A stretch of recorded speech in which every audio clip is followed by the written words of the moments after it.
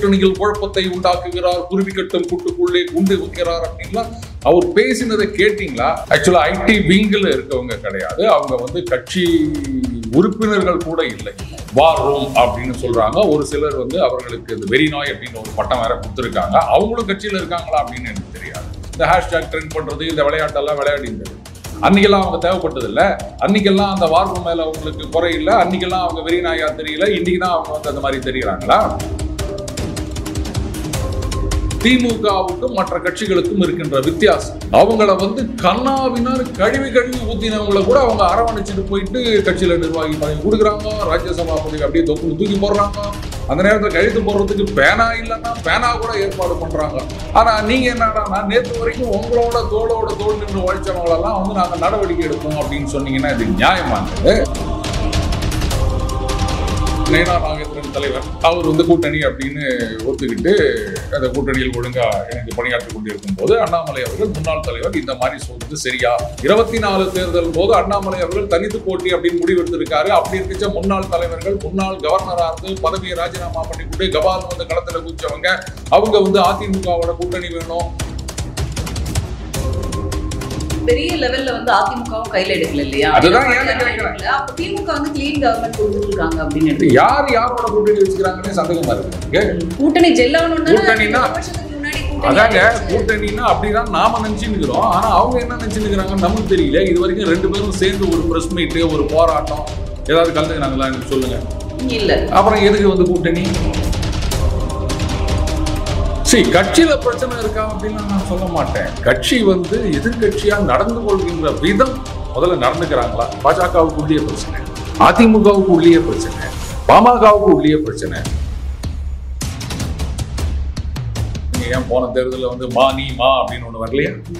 இப்ப அங்க போய் சேரலையா? திமுக அந்த பிரச்சனையை சால்வ் பண்றாங்க அப்படின்னு சொல்லாதீங்க, அவங்களே சால்வ் ஆயிக்கிறாங்க. சரிங்க, எனக்கு கூட தான் இந்த எலெக்ஷன்ல ராஜ்யசபா சீட்டு கொடுக்கறதா சொன்னாங்க. நானும் வச்சிருக்கேன். மரியாதை நிமித்தமா காமிக்கல. ஒத்துக்கிறீங்களா?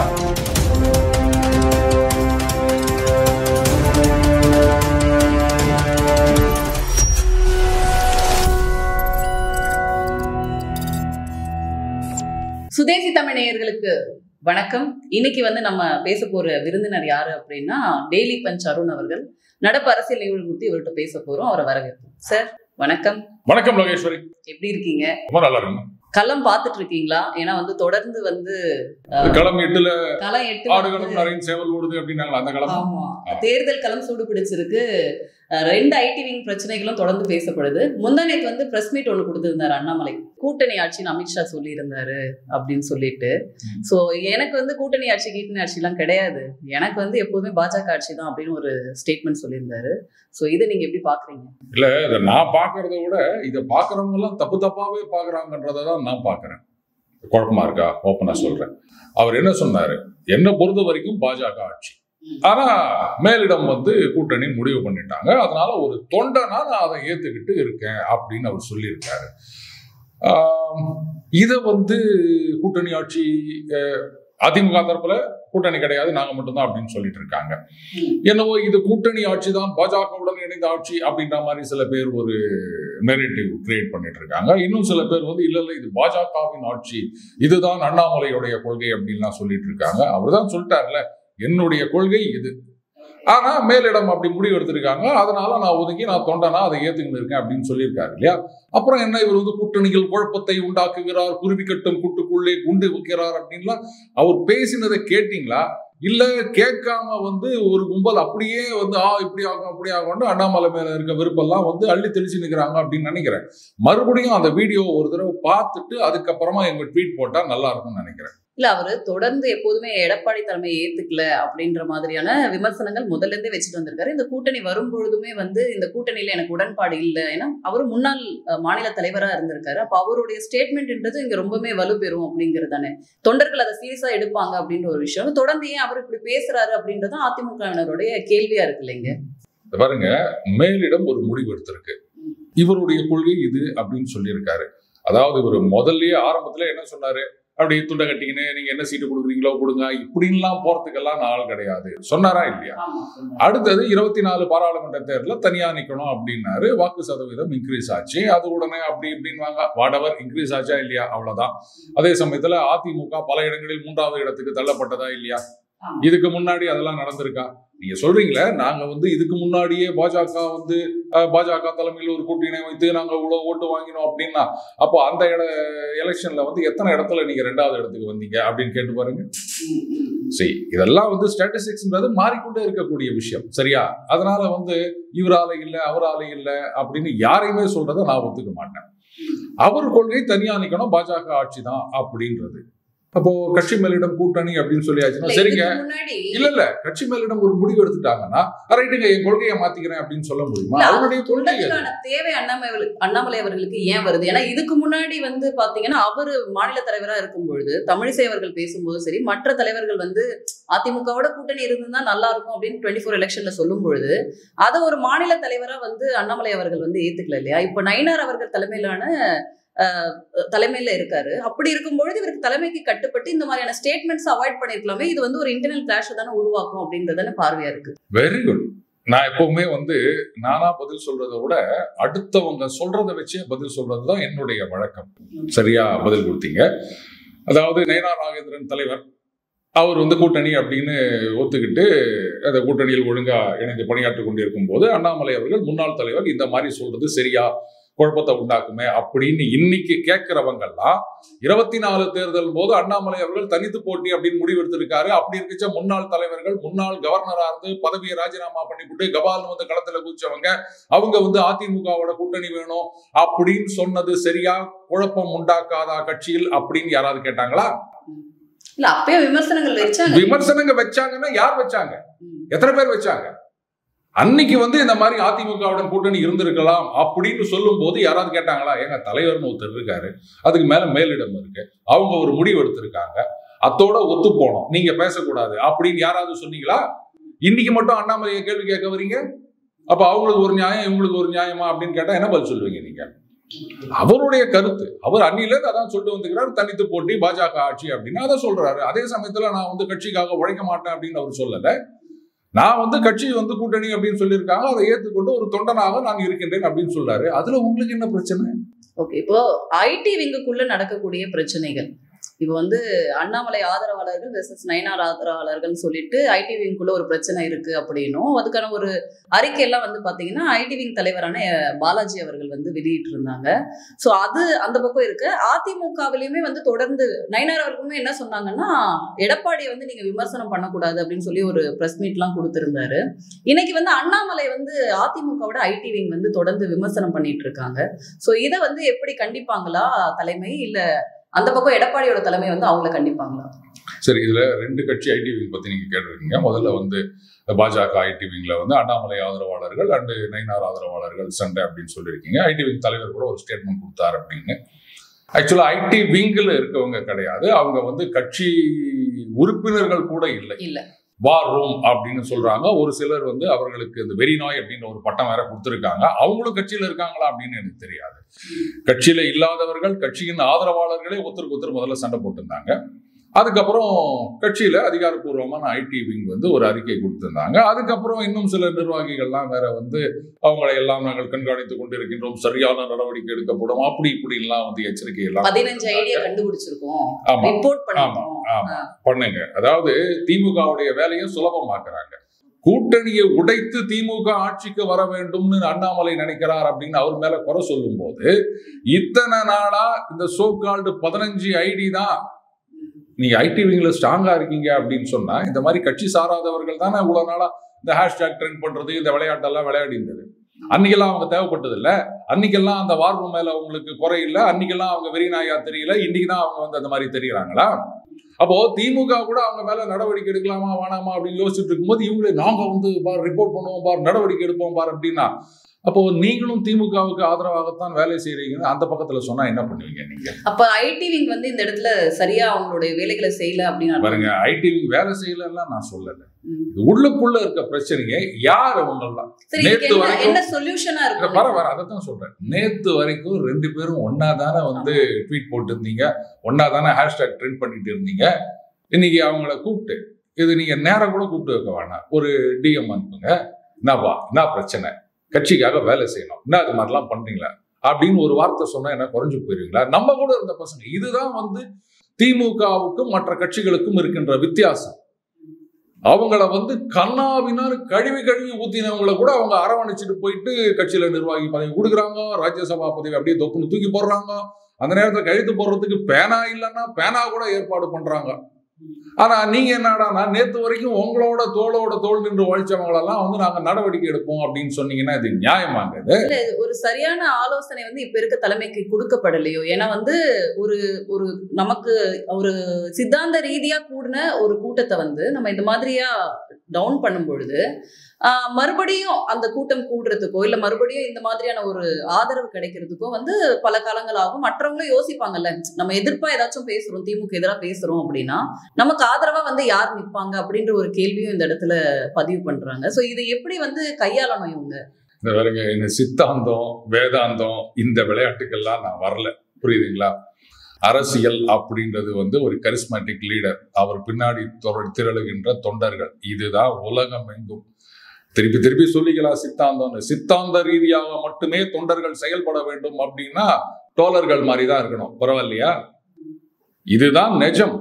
இப்ப காங்கிரஸ்ல போயிட்டு நீங்க என்ன சித்தாந்தத்துல வந்தீங்க அப்படின்னு போய் கேளுங்க, இல்ல திமுக அதிமுக விசிக ஏன் தாவேகால போய் கேளுங்க அவங்க சித்தாந்தம் என்ன அப்படின்னு. கவாலும் சொல்லுவாங்க எல்லாருக்கும் எல்லாரும். உடைய பக்கத்துல ஒருத்தர் சொல்றாரு, சார் அவங்க ஒன்றும் தெரியாது சார், பாத்துருக்காங்க அந்த வீடியோவெல்லாம். அதனால இந்த சித்தாந்தம் அப்படின்றதெல்லாம் கொஞ்சம் ஒதுக்கி வைங்க. அது கட்சி தலைவர்கள் அந்த பாலிசி ஃபார்முலேட் பண்ணும்போது அப்போ சித்தாந்த அடிப்படையில் அவங்க பண்ணிட்டு போட்டான். மற்றபடி தொண்டர்கள் ஆதரவாளர்கள் இருக்க அவங்க வந்து மொத்தமாவே அண்ணாமலையை வந்து அக்செப்ட் பண்ணிட்டு உருவான கூட்டம் அப்படின்னு எடுத்து பாருங்க. அந்த கூட்டமா இந்த கூட்டமான்றதுக்கெல்லாம் நான் வரல. ஒரு கட்சிக்கு ஆதரவு வர வேண்டும் அப்படின்னு சொன்னா ஒரு கரிஸ்மேட்டிக் லீடர் வேணும், அவ்வளவுதான். சித்தாந்தம்ன்றது செகண்டரி. கட்சியில இருக்கவங்க அத்தனை பேரையும் போய் கேளுங்க அவங்க சித்தாந்தம் என்னன்னு. எத்தனை பேருக்கு சித்தாந்தம் தெரியும்? அதுல வந்து பாத்தீங்கன்னா சில கட்சிகள்லாம் வந்து சித்தாந்தம் தெரிஞ்சவங்கள்லாம் வந்து அவங்கெல்லாம் ஒரு லெவல், சித்தாந்தம் தெரியாதவர்கள் ஒரு லெவல் அப்படின்றத என்னால் ஏற்றுக்க முடியாது. அது தோழர்கள் மத்தியில் நடக்கும். அந்த பயிற்சி பட்டறையெல்லாம் இருக்கும், அதில் போயிட்டு ட்ரைனிங் கிளாஸ்லாம் எடுத்துகிட்டு வந்தோம்னா அவங்க நான் வந்து ட்ரைனிங்லாம் போயிட்டு வந்தேன், நீ எல்லாம் வந்து ட்ரைனிங் போகாத அப்படின்னு அந்த யமலோகத்தில் சொல்லுவாங்களாமே, அற்ப மாறிட பதறை அப்படின்னு. அந்த மாதிரி அதெல்லாம் விட்டு தள்ளுங்க. கட்சிக்கு தேவை ஆதரவு. அவருக்கு சித்தாந்தம் தெரிஞ்சா என்ன 2 ஓட்டா கொடுக்க போறாங்க, ஒரே ஓட்டு தானே. அதனால எல்லாருக்கும் ஒரு ஓட்டுன்னும் போது ஆதரவாளர்கள் அத்தனை பேரையும் ஒரே மாதிரி தான் நம்ம ட்ரீட் பண்ணணும். அடுத்தது என்ன ஒரு பிரச்சனைனாலும் அதை பேசி தீக்கணுமே தவிர உன் மேல நடவடிக்கை எடுப்பேன்னு ஒருத்தருக்கு வெளில பேசிக்கிறதுன்றது எப்படி சரியாகும் சொல்லுங்க? உங்க கட்சிக்காக தானே இத்தனை நாள் அவங்க உழைச்சிருந்தாங்க. இன்னைக்கு திடீர்னு வந்து அவங்க வேண்டாதவங்களாயிட்டாங்க அப்படின்னா விட்டா போலீஸ்ல கம்ப்ளைண்ட் கூட கொடுத்துருவாங்க போல இருக்குது. சில பேர் அந்த அளவுக்கு துடிப்பா இருக்காங்க, என்ன பண்றோம் பாருங்க அப்படின்னு. திமுக பாப்பாங்க, நாங்க நீங்களே பண்ணிட்டு இருந்தா அப்ப நாங்கெல்லாம் என்னையா பண்றது? அப்ப பேசாம நாங்களும் அவியல் தான் பண்ணணும் போல இருக்குது. எதிர்க்க கண்ணு கட்டின தூரம் வரைக்கும் எதிர்கட்சி இல்லை, எதிர்க்க யாருமே இல்லையே அப்படின்னு அவங்க வருத்தப்படுறாங்க. இதுக்கு இடம் கொடுக்க விடாம கூப்பிட்டு பேசுறதுல அந்த பிரச்சனையை சால்வ் பண்றதுல என்ன பெருசா வந்துச்சு எனக்கு சொல்லுங்க. சரி, இப்ப நீங்க இந்த இன்னும் 2 மாசம் ஆயிடுச்சு நயினார் அவர்கள் வந்து பதவியேற்று. சோ செயல்பாடுகள் எப்படி இருக்குன்னு நீங்க நினைக்கிறீங்க? முதல்ல அதிமுகவோட செயல்பாடு எப்படி இருக்கு அப்படின்னு கேளுங்க. இல்ல அது அடுத்த கேள்வியா இருக்கும். நம்ம பாஜக பத்தி பேசும்பொழுது இப்ப பாஜகல வந்து அதிகபட்சமான செயல்பாடு இல்ல. அவர் இருக்கும்போது நிறைய பிரஸ் மீட் கொடுத்தாரு, நிறைய விஷயங்களை எடுத்து பேசினாங்க அப்படின்னா, அப்ப நயினார் அவர்கள் கட்டமைப்பு பலப்படுத்துறதுலதான் கான்சென்ட்ரேட் பண்றாரு, நிறைய அங்க நிறைய டிராவல் பண்றாரு அப்படின்னு சொல்லப்படுது. பட் ஆனா மீடியா பிரசன்ஸ்ல ரொம்ப குறைவா இருக்காங்க, இல்ல அவர் செய்யற விஷயங்களே வந்து மீடியா வெளிச்சத்துக்கு வரல அப்படின்ற மாதிரி ஒரு விமர்சனம் இருக்கு இல்லையா? பாருங்க, பிசினஸ் மேனேஜ்மெண்ட்ல ஃபர்ஸ்ட் திங், ஒரு பொருளை நீங்க மார்க்கெட்ல விற்கணும் அப்படின்னு சொன்னா விசிபிலிட்டி, அதுக்குத்தான் அந்த விளம்பரம் அப்படின்னு சொல்றது. அடுத்தது வந்து அவைலபிலிட்டி, தேடும்போது கிடைக்கணும். அவங்க கிடைச்சி அதை வாங்கின பிறகு அக்செப்டபிலிட்டி, அது நல்லா இருக்குது அப்படின்னு ஏத்துக்கணும். இது எல்லாமே சைமலா நடக்கணும். விளம்பரம் மட்டுமே பண்ணிட்டு அதுக்கப்புறம் ப்ராடக்ட் மார்க்கெட்டுக்கு வரதுக்கு லேட் ஆயிடுச்சின்னு சொன்னா அந்த ப்ராடக்ட் வந்து சரியா அடி வாங்கும். ஒரு மோட்டார் பைக்கு இப்படித்தான் ரொம்ப நாளா ஒரு ஹைப்பை கிளப்பி விட்டாங்க, எல்லாம் அப்படியே காத்து நின்றாங்க. கடைசியில ப்ராடக்ட் லான்ச் ஆகும்போது 6 மாசம் 10 மாசம் வெயிட்டிங் அப்படின்னோடனே அப்படியே சரிஞ்சுது. லாஸ்ட் இன்ட்ரெஸ்ட், எல்லாம் ரைவல் ப்ராடக்ட்டுக்கு போயிட்டாங்க. இன்னைக்கு அந்த ப்ராடக்டை தூக்கி நிறுத்த முடியல, ரொம்ப கஷ்டப்பட்டுட்டு இருக்காங்க. ஸோ இது வந்து கட்டமைப்பை பலப்படுத்துகின்றார்கள் அப்படின்னு சொன்னா ரெண்டுமே சைமலா நடக்கணும். அடுத்தது பிரஸ் மீட் அப்படின்றது வெறும் பிரஸ் மீட் கிடையாதுங்க, ஏதாவது பிரச்சனையை பத்தி பேசுறதுக்காக தான். இல்லாட்டா சும்மா கூப்பிட்டு வர வச்சு வாங்க வாங்க வாங்க நாங்க ஒரு பிரஸ் மீட் வச்சிருக்கோம் அப்படின்னா யாராவது வருவாங்களா? ஏதாவது ஒரு இஷ்யூ அப்படின்னும் போது அது சம்பந்தமா பாஜகவின் கருத்து என்ன அப்படின்னு கேட்கறதுக்காக வருவாங்க. அண்டு நான் என்ன பாக்குறேன்னா, இவர் வந்து வேலை செய்யறாரா இல்லையா அப்படின்றதெல்லாம் செகண்டரிங்க, அது அவங்க பார்த்துக்கிட்டான். கட்சி மேலிடம் இருக்குது, கூட்டணி, அந்த கூட்டணிக்கு தலைமை தாங்குகின்ற எடப்பாடியார் இருக்கின்றார். தனியா இருக்கும் பொழுது எல்லாருமே பார்த்த விஷயம், பாஜக ஒரு எதிர்கட்சியாக செயல்பட்டு கொண்டிருந்தது. ஆனா இப்ப 2 பேரும் சேர்ந்த பிறகு இல்ல அதிமுக தான் எதிர்கட்சியாக செயல்படுகின்றார்களா, அதுக்கப்புறம் தானே நீங்க பாஜக கேட்க முடியும். ஏன்னா அவங்க தான் இப்ப கூட்டணிக்கு தலைமைன்னு சொல்லிட்டாங்க, எதுவாக இருந்தாலும் அவங்க தான் முடிவு எடுக்கணும். இல்ல எதுவுமே பெரிய லெவல்ல வந்து அதிமுகவும் கையில எடுக்கல இல்லையா? அதுதான் அப்ப திமுக வந்து கிளீன் கவர்மெண்ட் கொடுத்துட்டு இருக்காங்க அப்படின்னு யார் யாரோட கூட்டணி வச்சுக்கிறாங்கன்னே சந்தேகமா இருக்குது எனக்கு.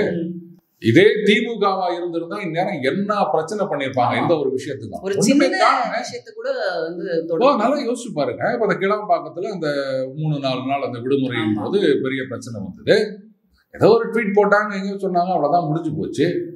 என்ன பண்ணாங்க? சரி, பாதிக்கப்பட்ட மக்களுக்கு என்ன ஒண்ணு வேணாம். இதே எடப்பாடியார் அவர்கள் அந்த மாதிரி கூட்டம் தொடர்ந்து 3-4 நாள் நடந்தது அப்படின்னு சொல்றாங்கல்ல, இவர் தானே குற்றச்சாட்டு வச்சாரோ இந்த மாதிரி பண்ணிட்டீங்க அப்படின்னு.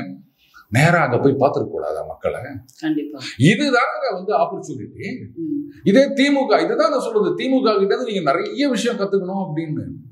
ஆக்டிவ் பாலிடிக்ஸ் இன்னும் வந்து அதிமுக பண்ணல. அதிமுகக்குள்ளே நிறைய பிரச்சனை இருக்கு. இன்னுமே எடப்பாடியாரோட தலைமையில இருக்கக்கூடிய அவங்க கட்சியில பிரச்சனைகள் இருக்கு அப்படின்னு தான் நம்ம பார்க்கணும். சரி, கட்சியில பிரச்சனை இருக்கா அப்படின்னு நான் சொல்ல மாட்டேன். கட்சி வந்து எதிர்கட்சியா நடந்து கொள்கின்ற விதம் முதல்ல நடந்துக்கிறாங்களா, இதுதான் என்னுடைய கேள்வி.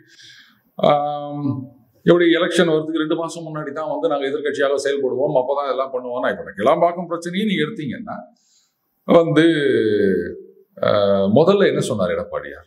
சிறு சிறு பிரச்சனைகள்னு சொன்னார். அவங்க கட்சியில இருக்கவங்க எல்லாம் வந்து பஸ் ஸ்டாண்டு இவங்க ஆசிரப்பட்டு திறந்து விட்டாங்க, அங்கே நீங்க கொண்டாண்டாங்க, எதுவுமே ஏற்பாடு பண்ணல, அப்படி இப்படின்னு சோசியல் மீடியால எல்லாரும் போட்டு கீழ்ச்சி நிற்கிறாங்க. ஆதரவாளர்கள், கட்சிக்காரங்க, நிர்வாகிங்க எல்லாரும். இவர் போயிட்டு கிளாம்பாக்கத்தில் சிறு சிறு பிரச்சனைகள், கூட்டணி கட்சி கூட அந்த மாதிரி சொல்லியிருக்க மாட்டாங்க, இவர் இந்த மாதிரி சொல்லிட்டு வந்தாரு. அன்னைக்கு அப்படி சொன்னவர் இன்னைக்கு வந்து கிளாம்பாக்கம் பஸ் ஸ்டாண்ட்ல இவ்வளவு பிரச்சனை அப்படின்னா அப்ப ஜனம் யோசிக்க மாட்டாங்க. ஏன் அன்னைக்கே தெரியாது? அது நாங்க அன்னில தானே கஷ்டப்பட்டுக்கிறோம், இன்னைக்கு தான் தெரியுது அவங்களுக்கு, எலெக்ஷன் வரும்போது தான் எங்களுக்கு கண்டு தெரியுமா அப்படின்னு ஜனம் கேட்டாங்கன்னா என்ன பண்ணுவீங்க? பாருங்க, நீங்க கூட்டணி சேர்ந்தது பெரிய விஷயம் இல்ல. இட் இஸ் லைக், நான் பார்த்தீங்களா, இது வந்து ஒரு பயங்கரமான பிளேயரு, எவ்வளவு சிக்ஸர்லாம் அடிச்சுக்கிறாரு போன சீசன்ல, அவரை நாங்க ஏலம் எடுத்துட்டோம் அப்படின்னு சொல்றது பிரயோஜனம் இல்லை. அவரை எடுத்தா அவர் இன்னைக்கு இறங்கி ஒண்ணு ஆடுறதுக்கு இல்லப்பா, நீ இப்படி வருமா ஆகாரு, இந்த அந்த என்னது ஸ்ட்ராட்டஜிக் டைம் அவுட், அதுல வந்து தண்ணி எத்துனுவா இப்படின்னு இருந்தீங்கன்னா அப்புறம் எங்க ஜெயிக்க முடியும்? இன்னும் 10 மாசம் 8 மாசம் இருக்குது எலெக்ஷனுக்கு, அனௌன்ஸ் பண்ணிட்டே வரப்போகுது இன்னும் 8 மாசத்துல அப்படின்னும் போது என்ன சுறுசுறுப்பா வேலை செய்யணும். ஒரு எதிர்கட்சியா என்ன பண்ணணும்? பாஜகவும் சேர்ந்து களத்துல வந்து 4 வருஷம் மேல வந்து திமுக என்னென்னலாம் பண்ணாங்களோ அதை எடுத்துட்டு வந்து சேர்க்க வேண்டிய கடமை வந்து 2 கட்சிக்குமே இருக்கு இல்லையா? இணைந்து நிறைய போராட்டங்களோ இல்லாத மக்கள் பிரச்சனைகளோ அவங்க கையில எடுத்து பேச வேண்டிய கட்டாயம் வந்து 2 கட்சிக்கும் இருக்கு இல்லையா? ஏங்க தனித்தனியாவே போராட்டம் நடத்த மாட்டேன்னாங்க, அப்புறம் நீங்க என்ன இணைந்து போராட்டம்? அதுதானே கூட்டணி, அது அப்படிதானே கூட்டணி ஜெல்லாகணும்னா. கூட்டணினா முன்னாடி அதாங்க கூட்டணின்னா அப்படிதான் நாம நினைச்சுக்கிறோம். ஆனா அவங்க என்ன நினைச்சுக்கிறாங்கன்னு நமக்கு தெரியல. இது வரைக்கும் 2 பேரும் சேர்ந்து ஒரு பிரஸ் மீட், ஒரு போராட்டம் ஏதாவது கலந்துக்கிறாங்களா எனக்கு சொல்லுங்க. இல்ல. அப்புறம் எதுக்கு வந்து கூட்டணி? இவர் மட்டும் சொல்றாரு, நீங்க அவரை பத்தி எதுவும் சொல்லாதீங்க அப்படின்னு. அந்த பக்கத்துல இருந்து எதுவும் வந்ததா தெரியல. சரி, ரைட்டு விடுங்க, அதுக்கு எங்களுக்கு சம்மந்தம் இல்லைங்க, அதுங்கெல்லாம் வந்து ஆதரவாளர்கள், நாங்க கண்ட்ரோல் பண்ண முடியாது அப்படின்னு சிம்பிளா சொல்லிட்டு போயிடலாம். அதை நான் ஏத்துக்கிறேன். நான் வந்து அதை தப்புலாம் சொல்லலை. நான் அது அப்படிதான் இருக்கும். கொஞ்ச நாள் அதெல்லாம் தானே மறைஞ்சிரும் அப்படின்னு வச்சுக்காங்க. இனிஷியலா அப்படி கொஞ்சம் எல்லாம் ஒரு 20 இருப்பாங்க, அப்புறம் கொஞ்சம் நாளாக அது அப்படியே பழகிரும். எல்லாம் வந்து ரைட்டு, எலெக்ஷன் வர நேரத்தில் ரைட்டு கட்சிக்கு வேலை செய்வோம் அப்படின்னு வந்துருவாங்க. அதெல்லாம் நான் வந்து ஒரு பெரிய இஷ்யூவா அதெல்லாம் செய்வாங்க, விடுங்க. எப்படி இருந்தாலும் வந்து கட்சின்னு வரும்போது அட்லீஸ்ட் அவங்க கட்சி இருக்கிற இடத்துலயாவது எல்லாரும் வேலை செய்வாங்க. அதெல்லாம் நான் வந்து லாங் டேர்ம்ல ஒரு இஷ்யூவாவே நான் பார்க்கல. ஆனா கட்சிகள் அவங்க வந்து எதிர்கட்சியா என்ன செய்யறாங்க இதானங்க கேள்வி. 2 மாசத்துக்கு முன்னாடி மட்டும் அதை பாருங்க, நாங்க வந்துட்டோம் IPL வருஷத்துக்கு ஒரு தடவை நடக்குது. ஆனா அதுல இருக்க பிளேயர்ஸ் எல்லாம் தோனி இன்னைக்கும் வந்து அந்த ஸ்டம்பிங்ல அவர் அடிச்சிக்க முடியாது. காரணம் என்னன்னா அந்த ஒரு மாசம் 2 மாசம் விளையாடுறாருன்னா மீதி 10 மாசமும் ட்ரைனிங் எடுத்துனுக்கிறாரு. சும்மா வீட்டுல உட்காந்து இல்ல, நாங்க ஏப்ரல் மேல தானங்க வருது, அப்போ போயிட்டு ஒரு மார்ச் மாசம் அது ஃபிட்னஸ் ட்ரைனிங் போகலாம் அப்படின்னு இருந்தாருன்னா ஏலத்துல கூட எடுக்க மாட்டாங்க. ஸோ அந்த மாதிரி எலெக்ஷன் எப்போ வந்தாங்கன்னா பாருங்க, 21 தேர்தல் முடிஞ்ச உடனேயே இவங்க அடுத்த எலெக்ஷனுக்கு தயாராகிருக்கணும். இதுதான் அரசியல் கட்சிகள். திமுக அப்படித்தான் தயாராவார்கள். என்னப்பா இதுல தோத்து போயிட்டோம், 26க்கு பேர் ரெடி ஆயிரு அப்படின்வாங்க. ஆனா இங்க யாரும் அந்த மாதிரி பண்ண மாதிரி தெரியல. இதோ 25 முடிஞ்சு 26, இது 6வது மாசம் ஆகிப்போச்சு, இன்னும் 6 மாசம் தான் இருக்குது. அப்போ என்ன அளவுக்கு சுறுசுறுப்பா வேலை செய்யணும். இல்ல நாங்க வந்து ரகசியமா வேலை செய்யறோம் அப்படின்னா அவங்க ரைட்டு. அப்ப நான் ஒன்றும் சொல்ல முடியாது, அது கான்பிடென்ஷியல், அதை பத்தி பேசக்கூடாது இல்லையா. அதிமுகல வந்து ஐடி விங் பிரச்சனை சமீபமா நடந்துட்டு இருக்கு, அது பாத்தீங்களா? ராஜசத்தியன் மேல தொடர்ந்து வந்து குற்றச்சாட்டுகள் ஓப்பன் ஃபோரம்ல இப்ப வெளியே வந்து பேச ஆரம்பிச்சிருக்காங்க. இவர் வந்து எடப்பாடியாருடைய பார்வைக்கு எதுவுமே கொண்டு போறது இல்ல, இவரோட கண்ட்ரோல்ல வச்சிருக்காருன்னு சொல்லிட்டு இப்போ ஒரு விஷயம் நடந்துட்டு இருக்கு, இதை பாத்தீங்களா? அதாவதுங்க இந்த சோசியல் மீடியா வந்த பிறகு நிறைய பேர் வந்து சகலகலா வல்லவர்கள் ஆயிட்டாங்க. எல்லா துறைகளிலும் இந்த மாதிரி யாரையாவது இருக்காங்க. இப்ப பாத்தீங்கன்னா திடீர்னு நிறைய பேர் ஏர்கிராஃப்ட் மெயின்டெனன்ஸ் இன்ஜினியர்ஸ் ஆயிட்டாங்க, பைலட் ஆயிட்டாங்க, ஏர் டிராஃபிக் கண்ட்ரோலர்ஸ் ஆயிட்டாங்க, ஏர்கிராஃப்ட் ஆக்சிடென்ட் இன்வெஸ்டிகேட்டர் ஆயிட்டாங்க. கட்சியில ஒரு பிரச்சனை, இவர் நடந்துக்கிறது சரியில்லை அப்படின்னா நீங்க வந்து கட்சிக்காரர் அப்படின்னு சொன்னா அதை கட்சி மேலிடத்துல கொண்டு போய் வைக்கணும், வெளில பேசக்கூடாது. ரைட், நான் கட்சிக்காரன் கிடையாது. இப்போ நான் ஒரு கமெண்டேட்டர், நான் யாரை பத்தி ஒன்னா பேசுவேன், ஆனா யாரும் அதை பத்தி கவலையப்பட மாட்டாங்க, கேட்கவும் மாட்டாங்க, அது வேற விஷயம். அந்த கம்ஃபர்ட் நமக்கு இருக்குது, இவன் ஏதோ பேசிட்டு போறான் அப்படின்னு. ஆனா நான் ஒரு கட்சிக்கு ஆதரவாக இல்ல ஏதோ ஒரு சித்தாந்தத்துக்கு ஆதரவாக அப்படின்னு நான் சொல்லிக்கினேன்னா அப்போ நான் வந்து அந்த கமெண்டேட்டர் அப்படின்ற அந்த நியூட்ரலிட்டியை இழந்து விடுகின்றேன். அப்போ வந்து நான் ஏதோ ஒரு சித்தாந்தத்தில் இவர் சரியில்லை அப்படின்னு சொன்னா அப்ப நீ கட்சியில தான் போய் சொல்லணும். கட்சி ஆதரவாளர் அப்படின்னு நீ சொல்லிட்டாலே கட்சிக்குள்ள போய் சொல்லு. இல்லைங்க இந்த நேரத்துல பேஸ்ட் ஆன் பெர்செப்ஷன் பாலிசிஸ் அப்படின்னு சொன்னா அது வேற விஷயம். ஆனா நான் ஆதரவு அப்படின்னு நம்ம காமிச்சிக்கும் போது அப்போ பிரச்சனைகளை உள்ளுக்குள்ளதான் பேசணும். ஏன்னா கிட்டத்தட்ட நீங்க அதுக்குள்ள போயிட்டீங்க சிஸ்டத்துக்குள்ள. இன்னைக்கு அப்படிதான் ஆயிருக்குதுன்னு வச்சுக்கோங்களேன்.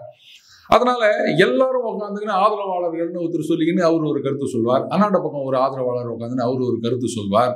இது என்ன அது பாக்குற தொண்டர்கள் மத்தியில, ஆமா இவரு நம்ம கட்சி பேசுறது இல்ல, நம்ம கட்சி ஆதரவாளர்கள் அப்படின்றதையும் தாண்டி இவர் இதுக்கு முன்னாடி எப்படி இருந்தார் அதெல்லாம் கிடையாது, இப்ப எப்படி இருக்கார் இதுதான் எல்லாருக்கும். இல்ல அது தொண்டர்கள் கிட்ட போய் சேரும்ல. இப்ப சவுக்கு இல்ல சவுக்குன்னு இல்ல, நான் பேர் சொல்ல விரும்பல, யாரா இருந்தாலும் சொல்ல, ஒட்டுமொத்தமாவே ஒரு எக்கோ சிஸ்டம் இந்த மாதிரி இருக்கு. அப்ப யாரோ ஒருத்தர் பேசுறாரு அப்படின்னு சொல்லும் போது உங்க கட்சிக்கு ஆதரவா அவர் பேசுறாரு அப்படின்னா அப்போ நீங்க உங்க கட்சிக்காரரா தான் நினைப்பீங்க. அது மட்டும் இல்லாம இன்னைக்கு தொண்டர்கள்ல வந்து எத்தனை பேருக்கு இந்த மாதிரி ஒரு விசிபிலிட்டி கிடைக்கும் சொல்லுங்க? நிர்வாகிகளுக்கே கூட இந்த மாதிரி விசிபிலிட்டி கிடைக்காது. அப்போ இது வந்து அதனாலதான் அவங்க எல்லாம் வந்து இந்த மாதிரி சோசியல் மீடியாவில் வரவங்க இன்ஃப்ளூயன்சர்ஸ் சொல்றாங்க. அப்போ இவங்க எல்லாம் இந்த மாதிரி பேசுறத பார்க்கும்போது கட்சிக்குள்ள பிரச்சனை இருக்குது போலுக்குதே, ஐயோ நாம எப்படி ஜெயிக்க போறோம் அப்படின்னு ஒரு மனச்சோர்வை உருவாக்கும். அப்ப இது அட்டாக் பண்ற மாதிரி தான். இப்ப இண்டிவிஜுவலா அவங்களுக்கு பிரச்சனை இருக்கும்போது அவர்கிட்ட சொல்லாம அந்த பேரை வச்சு பரப்பிட்டா அவரு பண்ணல அப்படிங்கறத லேபிள் பண்ற மாதிரி அந்த நோக்கத்துல தான். அது அட்டாக்கா இல்ல வந்து அவங்க நிஜமாகவே ஒரு ஆதங்கத்தில் சொல்றாங்களா அதெல்லாம் நமக்கு தேவையில்லாத விஷயம். என்ன பொறுத்த வரைக்கும் இந்த மாதிரி நியூட்ரல் அப்படின்னா யாரை பத்தி வேணா கழுவி ஊத்தலாங்க, ஒன்றும் பிரச்சனை கிடையாது. அண்ட் பாக்குறவங்களும் இவனுக்கு இதேதான்பா பழப்பு, இன்னைக்கு இவனை கழுவி ஊத்தினானா சந்தோஷப்பட்டு போயிருவோம் அப்படின்ட்டு போயிருவாங்களே தவிர இவன் நம்ம கட்சிக்காரனாச்சு, இவன் நம்ம கட்சிக்கு பத்தி பேசுறானே அப்படின்ட்டு என்னை பத்தி யாரும் சொல்ல போறது கிடையாது. மற்றபடி நீங்க ஒரு கட்சி ஆதரவாளர்கள் அப்படின்னும் போது தொண்டர்கள் உங்களை கட்சிக்காரங்களாவே ஏத்துக்கிறாங்க அப்படின்னு சொல்லும் போது அப்ப கட்சி விஷயங்களை நீங்க வெளில பேசுறீங்க அப்படின்னு சொன்னா அப்ப தொண்டர்கள் மத்தியில ஒரு குழப்பத்தை உண்டாக்கும். அது கட்சியைத்தான் பலவீனப்படுத்தும், கட்சியுடைய எதிர்காலத்தை அந்த செல்வாக்கை தான் அது வந்து பலப்படுத்தும். இப்ப நம்ம இந்த கூட்டணி விவகாரம் பேசும் பொழுது திமுகவோட கூட்டணியில சலசலப்புகள் இருந்தாலுமே வந்து அவங்க வந்து அதை இன்டாக்டா வச்சிருக்காங்க. பட் இங்க என்டிஏ கூட்டணிக்குள்ள பாத்தீங்கன்னா அதிமுக பாஜக பிரச்சனை ஒரு பக்கம், பாமகவுமே வந்து பாத்தீங்கன்னா இன்டர்னலாவே ரெண்டு பட்டு கிடக்கு. தேமுதிகவும் வந்து அவங்களோட டிசாட்டிஸ்பேக்ஷன் சொல்லியிருக்காங்க. மற்ற கூட்டணியில இருக்கக்கூடியவங்களுமே வந்து இந்த கூட்டணிக்காக எதுவுமே முன்னெடுத்து போகல. அப்போ ரொம்ப வீக்கா இருக்கு என்டிஏ கூட்டணி. அப்ப 26 களமானது எப்படி இருக்கும் இவங்களுக்கு? எந்த தைரியத்துல நம்ம சொல்லலாம் இவங்க ஜெயிப்பாங்க அப்படிங்கிறது? நான் அப்படிலாம் சொல்லவே இல்லையே. நான் இப்போ சொல்லி நிறைய சர்வே வந்துருச்சு, திமுக ஜெயிக்கணும் நிறைய சர்வேல சொல்லிட்டாங்க. இந்த சர்வே கொடுப்போம் அப்படின்னா சர்வேக்கெல்லாம் நான் போறதே கிடையாதுங்க. இந்த ஒவ்வொரு எலெக்ஷன் போதும் 10 சர்வே வரும். அதுல எத்தனை சர்வே அக்யூரேட்டா இருக்கு அப்படின்னு பாத்தீங்கன்னா அடுத்த எலெக்ஷன் அது எப்படி இருக்கு இதெல்லாம் வந்து நம்ம அப்படியே கேலண்டரை கேட்கும் போது பார்ப்போம் நம்ம ராசிக்கு என்ன போட்டுக்குது அப்படின்னு. பணம் வருவே அப்படின்னா சந்தோஷமா இருக்கும். மன கஷ்டம் அப்படின்னா ஆமா 180 கோடி இருப்பான் இந்த ராசியில, அத்தனை பேருக்கு மன கஷ்டம் அப்படின்ட்டு போயிடுவோம் இல்லையா? அந்த மாதிரிதான் நான் சர்வே எல்லாம் பாக்குறது. என்னுடைய தனியான கருத்து அது. அதுக்காக சர்வே தப்பா அப்படின்லாம் என்கிட்ட கேட்காதீங்க. அதுக்கு ஒரு சர்வே எடுத்து பாருங்க, சர்வே உண்மையா இல்லையா அப்படின்னு. அப்ப தெரியும். நீங்க சொன்னீங்க அதிமுகவுக்கும் பாஜகவும் பிரச்சனை அப்படின்னு. இல்ல, அதிமுகவுக்கும் பாஜகவுக்கும் பிரச்சனைன்னு நான் பார்க்கல. அது வந்து சரியாயிடுச்சுங்க. பிரச்சனை என்னன்னா பாஜகவுக்குள்ளேயே பிரச்சனை, அதிமுகவுக்கு உள்ளே பிரச்சனை, பாமகவுக்கு உள்ளே பிரச்சனை, அப்புறம் தேமுதிகன்னு சொன்னீங்க. எங்க இருக்குது அது? அதையாங்க நீங்க வேற காமெடி பண்ணிட்டு இருக்கீங்க. அதையும் ஒரு கட்சி அப்படின்னு இருங்க. அவங்க உள்ள வெளியே அதெல்லாம் சொல்லல. அவங்க என்ன சொல்லியிருக்காங்க, நாங்க இல்லைன்னு சொல்லல அப்படின்னா அப்ப இருக்குன்னு சொல்லலை. இது என்ன இது? அதுக்கு மேல சொல்றாங்க இந்த பிறந்த நாள் விழாவுக்கு பாராட்டு தெரிவித்ததுனாலேயே நாங்கள் இதுலயே இருப்போமா இல்ல இதை விட்டு போவோமா அப்படியெல்லாம் முடிவு செய்ய முடியாது அப்படின்னா அப்ப எதையாவது ஒண்ணு சொல்ல வேண்டியது தானே? சரி, அப்ப நாங்க வந்து இல்லாமல் இல்லை அப்படின்னா அப்ப 26 தான் அறிவிப்போம் அப்படின்னா எதுக்கு அறிவிக்கிறீங்க? அது வரைக்கும் என்ன ஸ்டேஜ்ல இருக்காங்க அப்படின்லாம் சொல்ல முடியாதா? கொடுப்போம்னு சொன்னா சீட்டை வந்து கொடுக்கல. இவர் தான் சொன்னாருங்க, எங்கெங்க கொடுக்குறோம்னு சொன்னா அவங்க வச்சிருக்காங்களாமே, லெட்டர்லாம் வச்சிருக்காங்க. நிமித்தமா நான் வந்து அதை வெளியிடல அப்படியா அப்படின்னு சொல்லியிருக்காங்க. சரிங்க, எனக்கு கூட தான் வந்து இந்த எலெக்ஷன்ல ராஜ்யசபா சீட்டு கொடுக்கறதா சொன்னாங்க. நானும் வச்சிருக்கேன். மரியாதை நிமித்தமா காமிக்கல. ஒத்துக்கிறீங்களா? என்னங்க அவங்க சொன்னா மட்டும் நீங்க ஏத்துக்கிறீங்க, நாங்க சொன்னா ஏத்துக்க மாட்டீங்களா? இது என்ன நியாயமா இருக்குது? எதுவா இருந்தாலும் ஆதாரம் வேணுங்க. அப்ப எடப்பாடியார் பொய் சொல்றாருன்றீங்களா? எனக்கு பதில் சொல்லுங்க. அப்ப பொய் சொல்றாரு நீங்க எடுத்து காமிக்க வேண்டியது தானே? இது பாருங்க, அவர் பொய் சொல்றாரு, பச்சையா புடுகிறாரு சொல்ல வேண்டியது தானே? மரியாதை நிமித்தமாக இதெல்லாம் வந்து நம்மளால ஏத்துக்க முடியாது. எப்படி ஆளாளுக்கு உள்ளுக்குள்ளேயே நீங்க குழப்பம் பண்ணிருந்தீங்கன்னா அப்புறம் திமுகவை எதிர்த்து எங்க நீங்க சண்டை போட போறீங்க? திமுக உள்ள நடக்கிற பிரச்சனைகள் அதிகமா பேசுறதே இல்லையோ? என்ன பிரச்சனை? வேல்முருகன் அவர்கள் அவர் ஒரு கருத்தெல்லாம் சொல்லியிருந்தாரு, உள்ள ஒரு சலசலப்பு ஏற்பட்டுச்சு. இல்ல திருமாவளவன் அவர்கள் சொன்னாரு எனக்கு என்ன ஆப்ஷனே இல்லைன்னு நினைச்சீங்களா அப்படின்ற மாதிரி அவரும் பேசினாரு.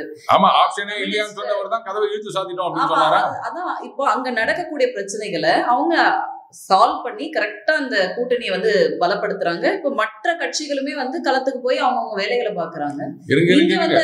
திமுக அந்த பிரச்சனையை சால்வ் பண்றாங்க அப்படின்லாம் சொல்லாதீங்க, அவங்களே சால்வ் ஆயிக்கிறாங்க கூட்டணி அப்படின்னா எல்லாம் சொல்லிக்க வேண்டியதுதான். இவ்வளவு பேசுற திருமாவர்கள் நாங்க அதிக சீட்டுகள் கேட்போம் அப்படின்னு சொல்றாரு. அதே சமயத்துல கூட்டணி முக்கியம் அதையும் சொல்றாரு. எதுக்கு இது மாதிரி பேசணும்? வெற்றின்றது தானே ஒரு அரசியல் களத்துல எல்லாருமே எதிர்பார்க்கக்கூடிய விஷயம். அப்ப திமுக கிட்ட போனா வெற்றி சுலபமா கிடைக்குதுன்றது தானே அதுல பாயிண்ட நம்ம எடுத்துக்கணும். அதிமுக கிட்ட வந்தா அப்ப அதிக சீட்டு எல்லாம் கேட்க கூடாது, அதை பத்தி பேசவே கூடாது. ஏன் பேசுறீங்க? இந்த கம்யூனிஸ்ட் தோழர் சொல்லிக்கிறாரு எங்களுக்கு அதிக சீட்டு வேணும், நாங்கெல்லாம் அந்த நேரத்துல நின்று அவ்வளவு ஜெயிச்சிருப்போம் தெரியுமா அப்படின்றாரு. அதுக்குதான் பதில் சொன்னாங்க, ஏன் தனியா நின்று பார்க்க வேண்டியதானே அப்படின்னு. தனியா நின்று பார்த்தாங்க 2016 ஒன்னும் தேரலன்னு தானே இங்க வந்தாங்க. நீங்க போயிட்டு அவங்கள வெந்த பொண்ணுல வேலை பார்த்துறீங்க நீங்க. அதனால அப்ப வந்து நீங்க ஏன் சீட்டு கேட்குறீங்க? சீட்டையும் கேட்பீங்க, கூட்டணி முக்கியம், அதுக்காக நாங்க வந்து இப்படி போவோம் அப்படின்னு சொல்லுவீங்க. என்னங்க இது? இதைதான் நான் சொன்னேன், அவங்களே சால்வ் ஆயிக்கிறாங்க. பிரச்சனை கிரியேட் பண்ற மாதிரி பண்றாங்க. அவங்க வந்து ஆஹா ஏதாவது என்ன இது மாதிரி பிரச்சனை அப்படின்னு கூப்பிட்டு பேசுவாங்களான்னு பார்த்தா யாரும் பேசுறதா தெரியல. அதனால இவங்களே சால்வ் ஆயிக்கிறாங்க போல. அதைத்தான் நான் சொன்னேன். திமுக இதுல எதுவுமே பண்ணல.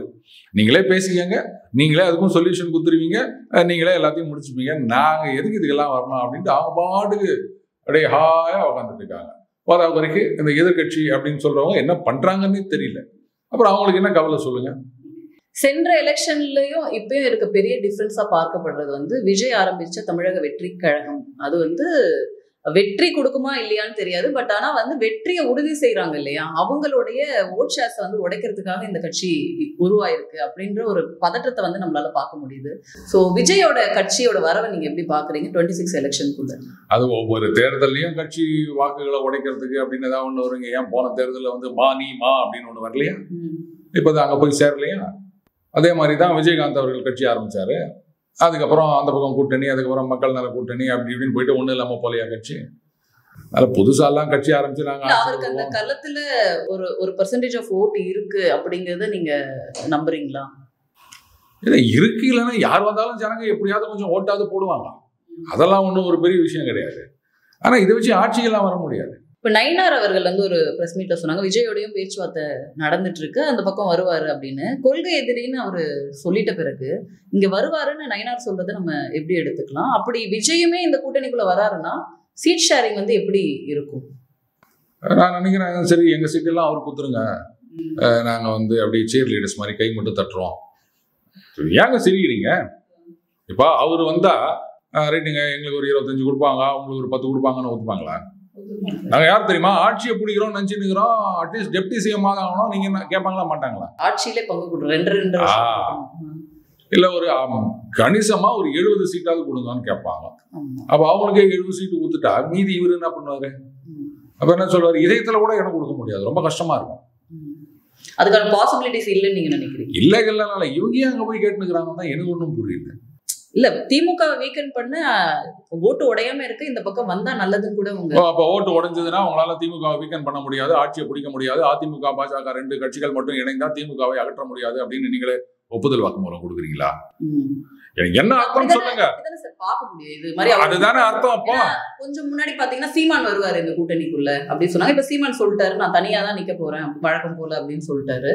சீமான் இல்ல அப்படின்னா இப்ப விஜய் வருவாரு அப்படின்னு. இப்போ இதுக்கு முன்னாடி பாஜக கூட்டணி வரதுக்கு முன்னாடி விஜய் வருவாருன்னு சொன்னா அது வேற கணக்கு, அதிமுக விஜய் சேர்ந்து போறாங்க அப்படின்னு. இப்ப பாஜக கூட்டணிக்குள்ள வந்த பிறகு பாஜகவே அதை சொல்றது வந்து எப்படி? அப்ப அதான் நான் கேட்கிறேன், நீங்க ஒப்புதல் வாக்கு மூலம் எழுதி கொடுக்குறீங்களா? அப்ப திமுக ஜெயிக்கிறதுக்கு இதை விட ஒரு நல்ல சான்ஸ் இருக்குமா சொல்லுங்க?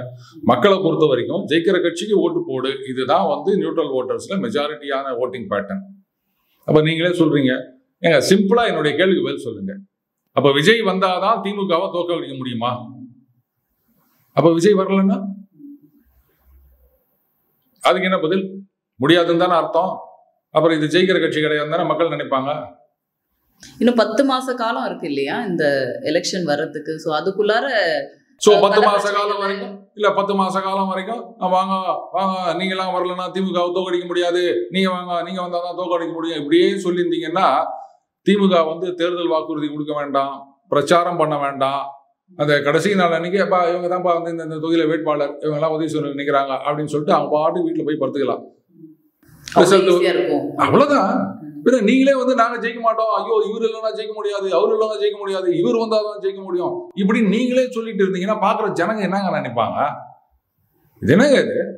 பலமா இருக்கு திமுக ஒரு வந்து பலம் பொருந்திய கட்சி, நிறைய நல்ல விஷயங்கள் பண்றாங்க அப்படின்றது எடுத்துப்பாங்க மக்கள்.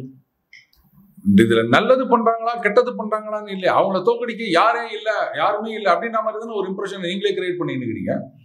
சில படங்கள்லாம் பாத்தீங்கன்னா எடுத்துட்டு ஐயோ ஒண்ணுமே இல்லையே அப்படின்னு அதுக்கப்புறம் கடைசியா காமெடி ட்ராக் ஒன்று சேர்ப்பாங்க, அதை சேர்த்தாதான் ஜெயிக்கும் அப்படின்னு. அப்ப என்ன அர்த்தம்? அந்த காமெடி ட்ராக் இல்லைன்னா படம் ஊத்திக்கும், அவ்வளவுதாங்க. நீங்க எல்லாரையும் போயிட்டு வாங்க வாங்கன்னு கூப்பிடுறதுக்கு அர்த்தம். இதுக்கு மேல நான் சிம்பிளா சொல்ல முடியாதுன்னு நினைக்கிறேன். நிறைய கருத்துக்களை எங்களோட வந்து பகிர்ந்துக்கிட்டீங்க சார், ரொம்ப நன்றி உங்க நேரத்துக்கு. நன்றி லோகேஸ்வர்.